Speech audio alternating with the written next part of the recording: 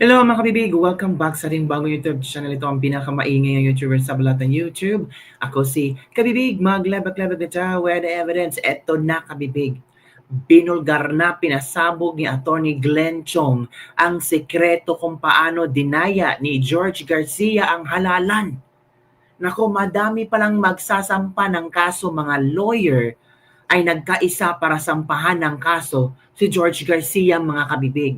Ito na ba ang hinihintay na karma ni George Garcia?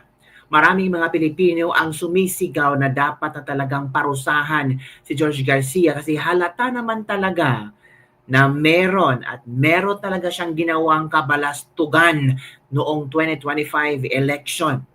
Maraming Pilipino na ngayon ang nagtanong kung tama kaya yung resulta sa eleksyon. Nako po. So heto kabibig si Attorney Glenn Chong kung saan ibinahagi niya ang kanyang nalamang sikreto. Grabe ha? Nalamang sikreto kung paano dinaya ni George Garcia ang eleksyon.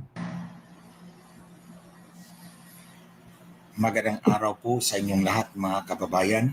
Sa ating mga kababayan po dito sa Pilipinas, magandang hapon po sa inyong lahat. Nag-post po ako ng resulta ng forensic investigation ng mga resulta ng eleksyon sa Coronadal City. Part 1, Part 2, and Part 3. Ito dapat yung Part 4. Sa halip na isulat ko, nag-live na lang ako because there's another development today. So ito yung final na supplemental petition for mandamus ng grupo na final ng grupo nila Attorney Israelito Torion at si Attorney Jimmy Bundok. So originally nag-file na po sila ng petition for mandamus and then today nag-file din sila ng supplemental petition. Ang purpose is to compel the COMELEC para utusan ng Korte Suprema ang COMELEC na mag-conduct ng manual recount sa mga boto para sa mga senador. Ang pinagbasihan po nila Attorney Torion at Attorney Bundok ay Section 31 of Republic Act 9369. So, yan na. Ito na ang bahagi kung saan kakabahan talaga si George Garcia. Baka si George Garcia, isang araw, hindi natin mahagilap na wawala na pala sa Pilipinas. Nasa ibang bansa na, nagtatago. Naku, mangyayari yan. Alam naman po natin mga kababayan na dalawa ang klase ng halalan. Basically, one is manual, the other one is automated. Correct. So, sa manong-manong eleksyon, paulit-ulit ko itong sinabi, nababantayan ang dayaan. Dahil mano-mano ang daya, mano-mano ding nakita natin yan. Example, yung chok na ginagamit sa pagbibilang ng boto. Hindi nyo po alam, may hiwa pala sa gitna. Palagi ko itong example, may hiwa sa gitna. So pag sabi ng teacher, Bam Aquino, pag ganun, dalawa agad. Bakit alam natin? Dahil nakikita natin, mano-mano ang daya, mahiwa ang chok, pag scratch, dalawa agad ang boto ni Bam Aquino sa halip na isa lang. No, isa lang ang sinigaw ng teacher, pero dalawa agad ang na-record doon sa board dahil mahiwa ang chok. Yan ang mano-manong eleksyon. Mano-mano ang daya, mano-mano ding nakikita natin. Pero sa automated elections, mga kababayan, ito na. It's nearly impossible na mahuli natin ang kanilang daya. Kahit paulit-ulit ko rin itong sinasabi, lahat ng nagbabantay sa presinto, wala kayong mahuhuli na daya. Dahil ang daya nandoon sa loob ng makina. So kahit pa magdala ka ng x-ray, o kahit pa magdala ka ng teleskopyo, wala kang mahuhuli doon. Kahit idilat mo pa lahat ng mata mo doon. Correct. Na nagbabantay sa presinto. Lalong hindi ka IT expert, hindi mo nga alam. Nadadaya ka. Kung hindi ka IT expert, kaya yung mga politiko, kailangan talaga ng mga IT experts. Diba? Mahuhuli. Dahil ang dayaan nasa loob ng makina. I will always maintain that position na ang daya nasa loob ng makina. That is why it is impossible for us na mahuli. Unlike yung chok na may hiwa, na pagsigaw ng teacher, Bam Aquino, dalawa agad ang bilang na boto. Mhm. Dahil nga nakikita natin. So paano natin uulihin yung dayaan nila sa makina? Nandun sa loob. Kahit magdala ka ng x-ray, magdala ka ng teleskopyo, o kahit ilang pang mata ang magbabantay, walang mahuhuli. So paulit-ulit ko rin itong sinasabi, trace documents. Yung trace documents ang tingnan natin. So paulit-ulit ko sinasabi, so kung may mga nanonood po diyang mga nadaya, gamitin nyo to na kaalaman. Palagi kong sinasabi, kunin natin yung audit log, yung print log, yung transmission log para makita natin yung mga milagro, yung mga anomalya sa transmission. That's one aspect. The other one is kung ang daya talaga nandun sa loob ng makina, wala kang makuhuli. Except kung busisiin natin yung election return, yung resulta ng halalan mismo. So busisiin natin for statistical improbabilities or statistical anomalies, vote patterns, or unusual repetition, or system-generated artifacts, or patterns indicative of manipulation. So ano yan? Ano to? So, ang example na ipinapakita ko sa inyo ngayon is Coronadal City. Apparently, yung mga election return doon, sa Coronadal merong 147 vote cheating machines.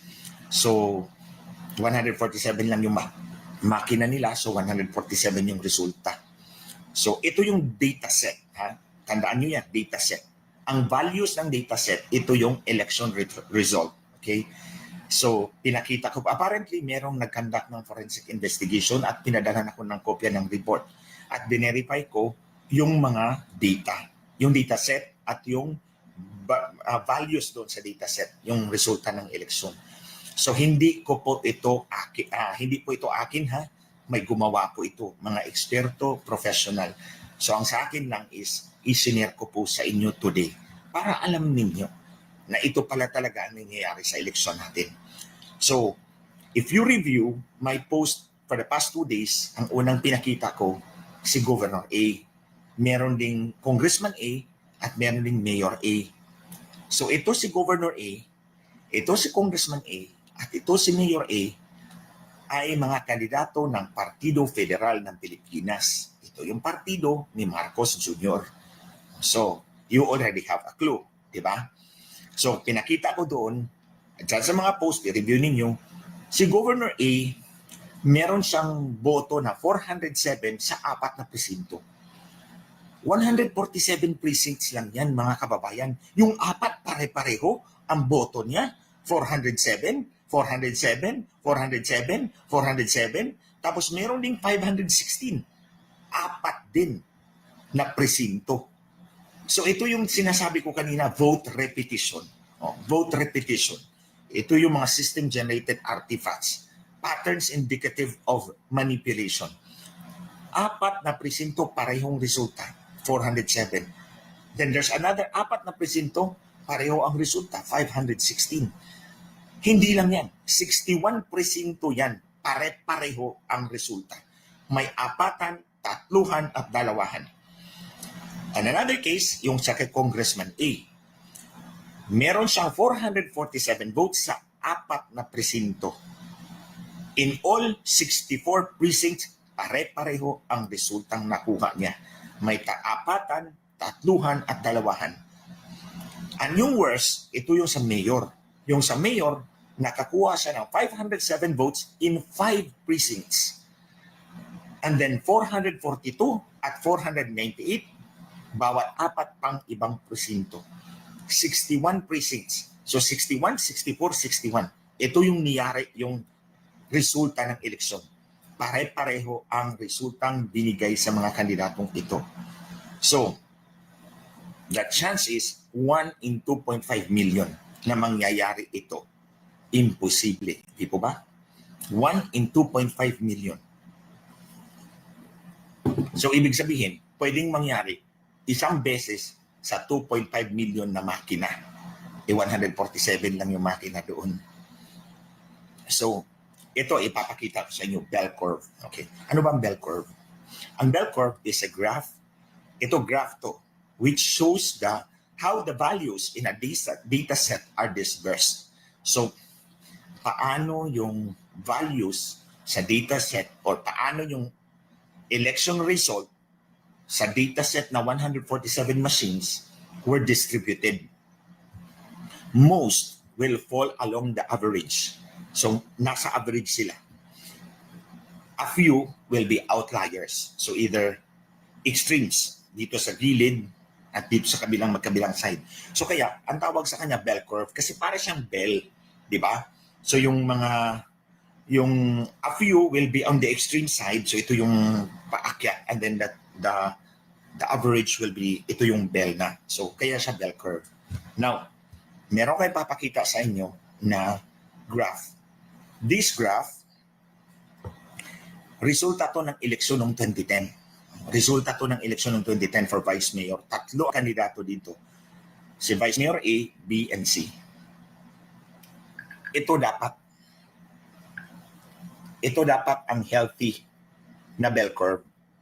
Healthy distribution ng election results. Di ba? Parang bell. Magkabilang side, extremes, konti lang. Most are average, nasa middle. Kaya para siyang bell.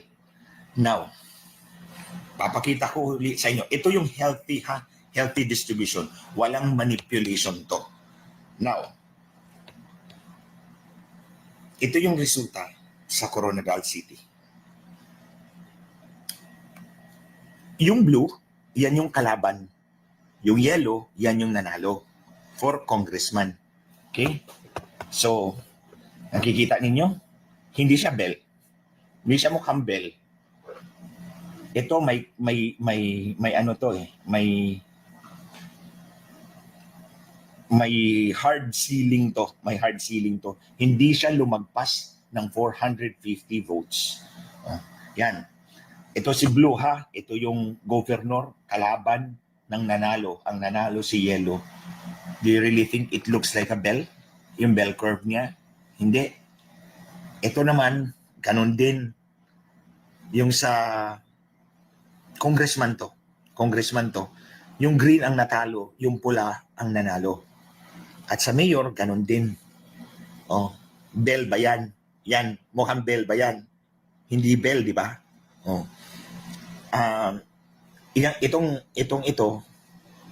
Itong parang orange yata, purple. Hindi, purple yung isa eh. Basta ito yung natalo. Ito yung nanalo. Hindi rin bell. Di ba? Magkaiba. Unlike sa healthy distribution ng boto. Ito yung healthy distribution ng boto. Ito yung resulta ng eleksyon ni George Garcia. What does it show, mga kababayan? What it actually shows is that there's a ceiling. Merong ceiling. Ang tawag doon, scoring ceiling algorithm. So, it prevents the affected candidates from scoring higher than the ceiling. So, may limit. Kaya nga, in this case, si Governor B, ang boto niya hindi lumagpas sa 454. Kahit pa, ang botante is 900. Hanggang dyan lang siya sa 454. Si Congressman B, hanggang 503 lang siya. Hindi siya lumagpas ng 503. Si Mayor B, nasa 320 lang siya.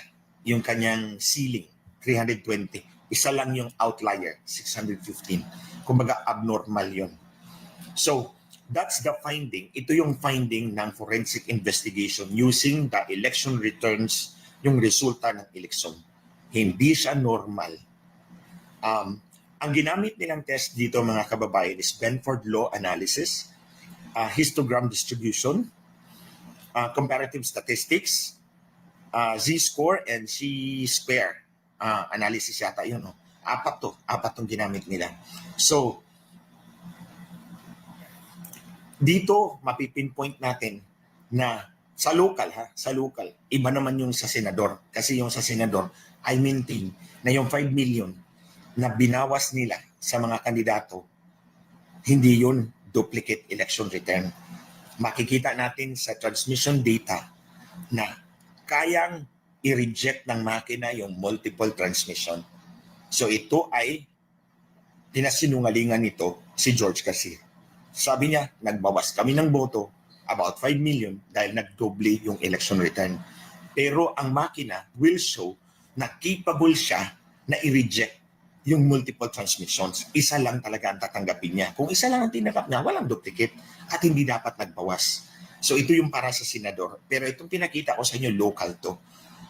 Meron siyang ceiling sa mga kandidatong gustong talunin. Merong ceiling, hindi ka pwedeng lumagpas dyan. Ang kalaban mo, sisipa ng husto hanggang manalo. So, ito, shinare ko po sa inyo, itong findings na to. Hindi po ito akin ha, to be fair and to be clear about it. May mga professional na gumawa nitong study na to, binigay nila sa akin, and I see fit to share it with you. So ganito, sabi ko sa inyo na ang daya ay nasa loob ng makina, wala sa transmission. Wala sa transmission, nandoon sa loob ng makina. Paglabas ng election return, dinaya na yan. So paglabas ng election return, dinaya na yan. Pag transmit, yung transmit, dinaya na. So kahit pa ikumpara mo, kahit anong server, 4, 5 server yan, ikukumpara mo, pare-pareho yan. Dahil isa lang ang source niyan, yung vote cheating machine sa presinto. Kung saan, now, matutukoy natin na merong vote sealing, merong vote suppression algorithm. Vote suppression algorithm, hanggang dyan ka lang. Hindi ka pwedeng lumagpas sa boto na yan. So, in fact, ito yung final na page yata. Pattern of suppression detected. Ang sinabi niya, ito yung mga kandidatong natalo. Ito yung ceiling, 450. Hindi sila lumagpas, tingnan mo, except yung dalawa. That's for the congressman, yung sinabi ko kanina, na may outlier. Pero itong parang orange yata, hanggang green, yung orange hanggang green, yan yung governor. And then ito namang blue dito sa other side, yan yung mayor. Itong parang light green, yan yung congressman. So, hindi lumagpas sa 450 yung mga boto nila. So, we can pinpoint now na yung algorithm pala is vote suppression. Meron siyang scoring, ang tawag doon, scoring ceiling algorithm, na hanggang dyan ka lang, hindi ka pwedeng lumagpas. Ang kalaban mo, walang scoring ceiling algorithm. So, tuloy-tuloy lang sila, sisipa lang sila. So, syempre, mananalo talaga sila because ang kalaban, sinupress yung boto niya. So, ito, shinare ko sa inyo para at least meron na kayong idea sa mga kandidatong tinalo ng sindikato, ng COMELEC. It's about time na tingnan ninyo yung election returns ninyo for repetitious pattern, yung mga boto na pare-pareho, tulad ng sinabi ko, tulad ng example ko kanina, tingnan po ninyo yan. Baka meron sa inyo. Punta po kayo doon sa COMELEC website, may results po yan. Ang link nandito din po sa mga post ko. May nilagay ako kada comment. Kada post may isang comment. Yun yung link doon. You can check the results and then tingnan ninyo so that you will have peace of mind na alam ninyo na kung dinaya talaga kayo o natalo talaga kayo. Kasi naman talaga, kung wala naman talagang repetitions, walang apparent ceiling, posibleng natalo talaga kayo. Tanggapin natin yun. Pero kung meron tayong mga ganun, yung vote suppression limit, merong repetitions na anomalous, and that's a reason for us to complain, di ba? So mga kababayan, suportahan po natin yung initiative po nila Attorney Torion at Attorney Bondok na at least sa senador man lang mabilang na mano-mano. Ang sabi ng COMELEC nga pala, wala silang pera. Wala daw silang pera pang manual recount. Mali na po yan. Mali po yan. Kasinungalingan. Sandamukal na kasinungalingan kay George Garcia. I mean, ito talaga yung araw na, ito talaga yung taong walang limit sa kasinungalingan. May 12 billion sila na savings. May 12 billion sila na savings. Yung binigay ni Martin Romualdez sa kanila for yung People's Initiative, hindi nagamit yun. So, that would be available. Nasa kanila po yung 12 billion na yan. So, yun yung pwedeng gamitin para sa manual recount. para lang po sa inyong kaalaman. So I hope na i-share ko po ng maayos sa inyo at naintindihan po ninyo yung concept ng scoring ceiling algorithm na hanggang dyan lang talaga. Hindi natin makikita yan sa makina. Kaya tulad ng sinabi ko, kahit magdala ka ng x-ray, magdala ka ng teleskopyo, wala ka talagang makuhuli. Dito, sa resulta, makikita mo. Ito yung trace documents. So, yun lang po mga kababayan. We need to tell people, we need to share this information to as many people as possible kasi wala po tayong maaasahan sa mga politiko po natin. Kasi po, yung mga politiko, takot po sila. Ang COMELEC, ang sindikato ng COMELEC holds their life and death. Diba? Pwede kang talunin anytime. Pwede ka rin ipanalo kahit talo ka na, diba? Tulad itong mga nangyayari itong mga nakarang araw. So kahit talo ka, pwede ka na ipanalo. Much more sa election, pwede kang talunan outright. So kaya takot po sila. So itong mga information na ito, i-share natin sa ating mga kababayan para one day, we may be able to rise up about this problem na tayo, ang mga kababayan natin, tayong lahat, ang magbigay ng solusyon para sa eleksyon natin. We cannot expect our politicians to save us because takot sila, hawak sila sa liig ng sindikato ni George Garcia. Yun lang po. Magandang araw po sa inyong lahat at maraming salamat po sa inyo. So, yun po kabibig ang latest ni Attorney Glenn yung may sindikato si George Garcia. Nako, ito George Garcia, tapat panagutin mo ito.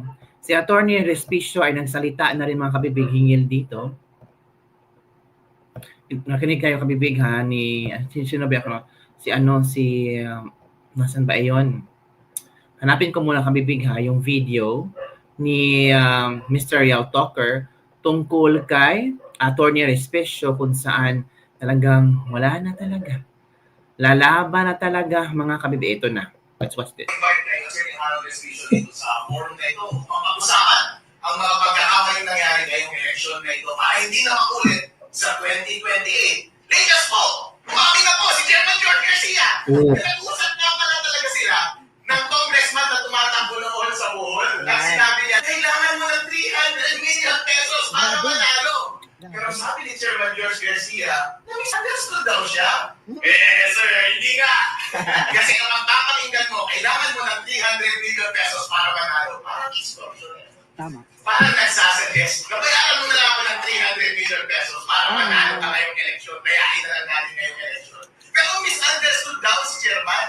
Ang ibig sabihin daw niya, yun daw ang magagastos mo sa eleksyon na ito para manalo. 300 million?